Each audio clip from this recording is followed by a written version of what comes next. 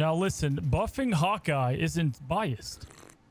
At this point, it's almost tradition. I'm a man that values tradition. I walk into this office each and every day, and I ask myself the same question.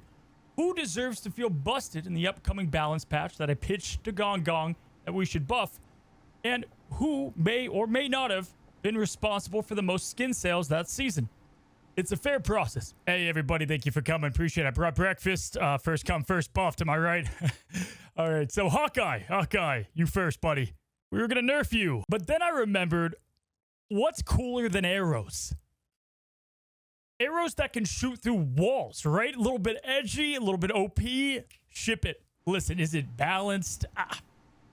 No, but is it fun for me to watch?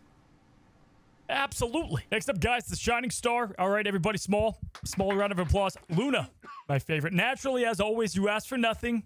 So, of course, we're going to give you everything. We're going to buff your damage, your healing. And, in fact, I stepped on some Jeff poop outside, so I decided just to gut him as a hero. And instead, we're just going to have more people play you. So, unfortunately, yes, we had to remove one of Luna's old team-ups with her and Jeff.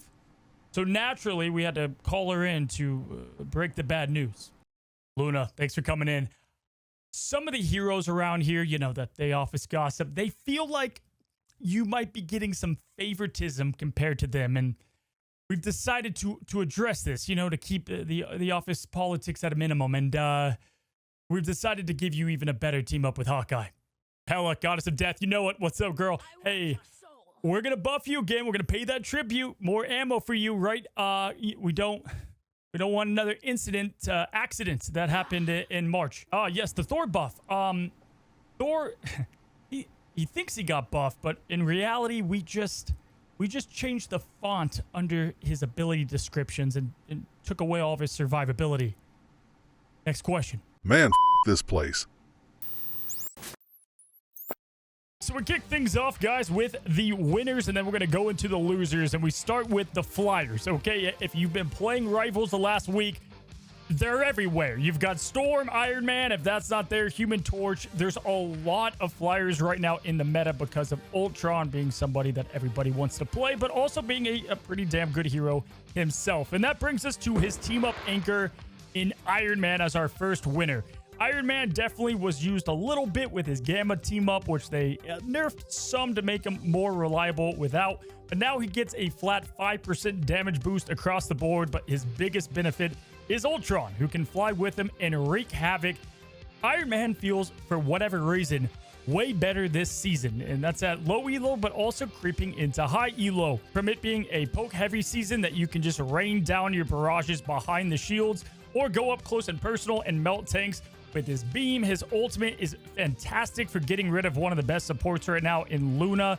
There's really nothing that doesn't work his way. A lot of the maps are also going to be good for him. And so unless we start to see more Ultron bans, which we're not going to, he's going to shine. Moving on to our next winner, it is Storm. And sometimes all it takes is a new team up to make you one of the most banned heroes now in Rivals. Guys, last season, Human Torch was banned a good amount. He was one of the most banned heroes within the game. And for that reason, we didn't see a lot of the Fire Omega Hurricane. But what I can tell you confidently is if you don't ban Storm, the Jeff NATO is one of the most busted, crazy ultimates that I have seen enter this game. It's amazing that it's made it into the patch. This thing can completely wipe out teams, go through all the hero ultimates, and at low to mid elo, they don't have a response to this. They just simply die. I mean, so much so, if you have somebody who's remotely good at Storm and charging up that ultimate, and a Jeff player, or hell, you don't even need them to be a Jeff main. They can just exist on the character. Congrats, you have a much better chance to win. On top of Storm just being a slept-on flyer who has avoided nerfs, gained buffs, and continues to reign in this flyer meta because of, again, Ultron. So Storm is definitely one of the biggest winners from this patch. By a good amount if you haven't already, and she's not being banned somehow in your games.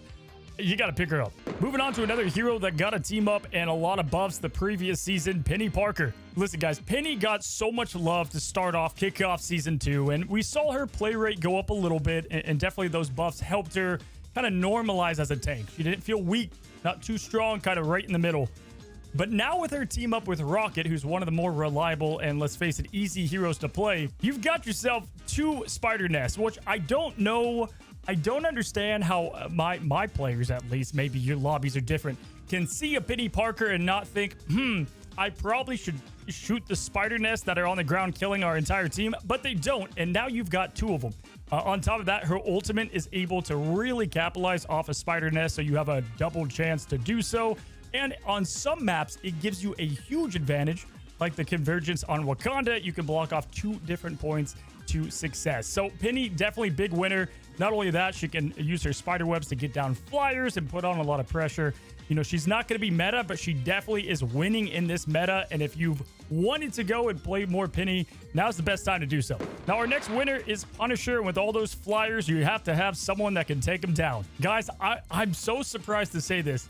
This patch has got me playing Punisher. And this is a hero that if you look at all the heroes that I've played in the game, I've played the least. I don't play Punisher. You know, if I want Black Ops, I'll go play Call of Duty.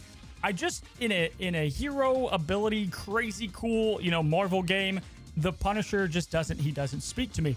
I'm playing him now because it is just click, shoot, success, crazy damage. I mean, the increase on mag size makes him a melting machine. He can go right through the shield meta, through the Groot walls, and pumps out consistent damage on the flyers.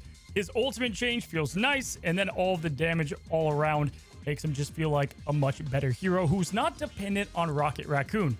And then you can also make Black Widow better, which I don't have her on this list as a winner or a loser, but she's definitely better with Punisher. They can take down flyers together pretty easily, and that's a nice team-up anchor bonus. But yeah, guys, Frank Castle, definitely a massive winner this patch. And you know what? The intro kind of covered this, but we might as well just list those heroes off right away. So no surprise, let's talk about Hawkeye and then Hela. But Hawkeye first.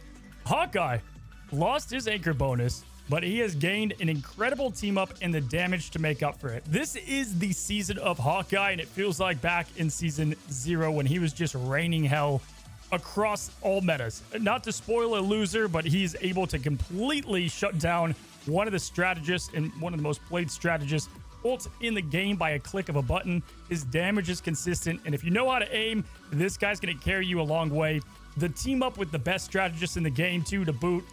It's crazy, plus he's always getting buffed and never nerfed. But then also on the same front, Hela, right? Again, these two are together. We've got to mention them. Not a lot to talk about here other than she didn't get nerfed and she got an increase in her magazine size. Magazine like I'm playing GoldenEye. Her thorns that you can throw, making her much more consistent and lethal. You know, I get why they did both these heroes. We just talked about Storm, Iron Man, Ultron. Someone needs to keep them at bay. And they did their job because these ones are dominating. All right, let's take a second to talk about the shield tanks in Magneto and Doctor Strange. Big time winners, guys. Doctor Strange mains. Oh God, he feels good to play again, which is freaking awesome. It feels good to have Strange at a playable state doing respectable damage, and his survivability is nice as well. And so having Strange come back into the meta, having that dive meta tame a little bit and not being so much in your face, Iron Fist kicking you right in the nuts every single second is benefiting Doctor Strange massively. You enable a killer team up in Scarlet, more on that in a second. And he just fits well in what is this current meta. And then alongside him, we've got Magneto, who is, again, we've said this, was a top 3 tank in the last meta and probably the meta before that. And he keeps on dodging nerfs. In fact, he keeps getting more buffs, and his ultimate continues to be one of the best defensive ultimates in the game, especially with Iron Man coming for an instant suck or Punisher. You suck up the damage, throw it down, they're dead. He's definitely a big winner, and he's going to remain that within this patch. But Doctor Strange, who does he enable? Scarlet Witch. I'm going to put Witch on this update because her team up is so damn nasty, but against flyers, it's even better. And with people and DPS players having only so many heroes to choose from, they're choosing flying heroes. And Scarlet Witch, Wanda just eats their breakfast. This team up can just wipe out an Ultron and an Iron Man out of the sky, and I think it favors her a bit more because of that. Not to mention, Doctor Strange got better, so she's a winner by that because more people actually want to play the guy, giving Scarlet a definite W for the season. Now, Star-Lord has always been one of the best DPS in the game, but because of the ultimate buff, I'm going to also give him the nod of getting to be a winner. Adam Warlock got buffed not too long ago. You've got his ultimate buffed, and the other competing DPS, which I'll talk about more and more, but there's only so many DPS to use. And if you're sweaty, like I am in the studio right now, they're gonna pick a couple of them, and it's very close at the top. And now Star-Lord is kind of back in that top 3 status that he once was. And so if you played Star-Lord, you can feel confident in the choice at him. You can punish flyers, you can flank, you can do good damage to back supports around the shield meta. Good poke damage, great ultimate, definitely a winner as well. And then we're gonna end things with the winning section with the strategist. Now, only 2 major winners this season, in my opinion. Which, by the way, before we continue, I could throw in Mr. Fantastic, who dodged nerfs, right? There's some heroes that we could just talk about that are already good that I think are winning because they didn't get nerfed, and there's plenty in that. But for now, we're sticking to the major changes, if you will. But let's talk Luna Snow. Luna's healing and damage now feels so incredibly powerful that she almost feels like a DPS strategist. Even though they keep increasing the time it takes to charge up her ultimate, I don't feel it at all. Like, I continue to get it really fast, and all of her kit together works perfectly in this fly meta. Ultron's got some people with the drone, you have someone with the snowflake, you keep your main base healers at bay with your insane healing, and you're good to go. Luna keeps winning by dodging nerfs, but also somehow getting buffs, as I've alluded to, and is definitely the single biggest winner. I would be shocked in season 3 if they don't nerf her in some regard, most likely. And she's still gonna be good. That's the thing. We end things on somebody who's gonna be a winner and a loser, and that's Jeff. So ignore this bit if you play DPS Jeff. We'll talk about that in a moment. For a good majority of the players, keep in mind there's a lot of casuals that play this game, and there's a lot of people diamond and below. I think Jeff is a winner for those people. Now, they did completely strip him from his DPS personality and his diving and flanking and what he did, but the majority of players couldn't access or play that Jeff to a good level at all, and now he feels like a much better solid healer and also can just be a second healer. You used to need to have 3 healers on a team to have Jeff, and now he feels like he could definitely hold his own as that second healer. I think him with the hide and seek feels really bad, and for me, it's taking me a long time to get used to his bubbles not insta healing people. That it throws me for a loop. But the damage consistency of his joyful splash, his primary, is so good. It feels great at just continuing that kind of poke and sustain damage against flyers or just with the backline. His healing, even though nerfed by a lot, feels good. And then his ultimate, the overshields are nice too. I think this is a W for people, the casuals that want to play Jeff more and Jeff as a second healer. But obviously, I think it's the perfect transition to talk about the losers. And that's also Jeff. If you mastered Jeff, if you one-trick ponied DPS Jeff, and you were reigning hell as one of the most deadly and slept-on heroes within Rivals, you're missing him, obviously. And he lost all that personality, and I don't think it's coming back. I think they'll find a middle ground, but that era is long and dead, in my opinion. And that's obviously a loser. So it's not exactly Jeff. It is, but it's more the people that play DPS Jeff. We salute you in the time that you committed to it. So in that regard, Jeff, if you played him that way, is going to be more of a loser. I think he's got a good identity now, and overall, him and Thor, which no surprise we're going to talk about, they had the right mindset, but they didn't get the picture right. They've got to change a couple more things to kind of get the vision of what they had down. And the good news is they typically release some of these half patches during the middle of the season, so they can easily just change these numbers to make these guys feel very good, or at least how they were intended to be played. All right, speaking of the dive hero that was Jeff, let's talk about Spider-Man. Guys, Spider-Man, unfortunately, is going down a bit in viability, right? One of the most banned heroes because of 2 reasons. People hate him, or people don't want him to suck on your team. If you get somebody that has a Lord icon for Spider-Man, you can essentially just spin the wheel and hope that he's good, or if you're going to insta-wipe. And the cool thing is you get to find this out within seconds of starting a match, because he flies in there and either gets a triple kill or dies immediately. There's no in between. So that definitely hurt him. Losing that Venom team up is going to suck. But then on top of that, you also have more of an anti-dive meta. They kind of ripped that a little bit away, and some heroes definitely paid the price because of it. Emma Frost existent in the game just makes it tougher for Spider-Man, but all around, the meta is not as favorable. Again, some people, they're cheering from the rooftops. They're pumped. Other people committed a lot of time to this guy. Now is not the season. All right, guys, let's move on to Thor. All right, and the reason I took a long time to make this video is for Thor and Jeff. I really wanted to play more Rivals than I ever have and talk to people on what's the opinion. Is it my opinion, or are they actually better or worse? Are they a winner, loser? I think Thor ultimately, just like Jeff, Thor is a straight loser for the most part. He's a winner in backline play a bit more, maybe very low elo. He is going awakened form all the time, man. Just pumping out the thunder. He does more damage at times, but also not at all. They lost the animation cancel. They lost the burst damage. He did like 190 something damage so fast. That's gone. And the identity of the hero has been stripped down a bit. Again, I think I like where they were going with this, with the awaken and getting that extra charge feels good. Essentially, it's infinite awaken form. However, it just, the survivability part is tough. Not to mention his ultimate's still just complete dog water. I feel like with all the flyers, when he goes up, maybe they go down. It's something simple they could do in the meantime before they figure things out. But the survivability alone makes you have to play way back.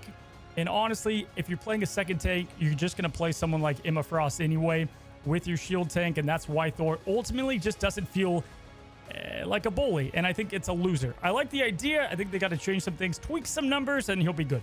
All right, so Psylocke, guys, we can keep it simple. Star-Lord is rising because Psylocke is going down. Once the best DPS or one of them in the game. Now, it's not that she's bad. You can still do good things. And again, all these losers, you can play who you want to play. You can still do great with these heroes. Hell yeah. But they're way worse off, right? And Psylocke losing a full second off her invisibility is tough. And everybody knows it, man. When I have a Psylocke in my lobby and she does her poke damage and I turn around and she goes invisible, I wait like 2 seconds and then I see her again and I finish off the job.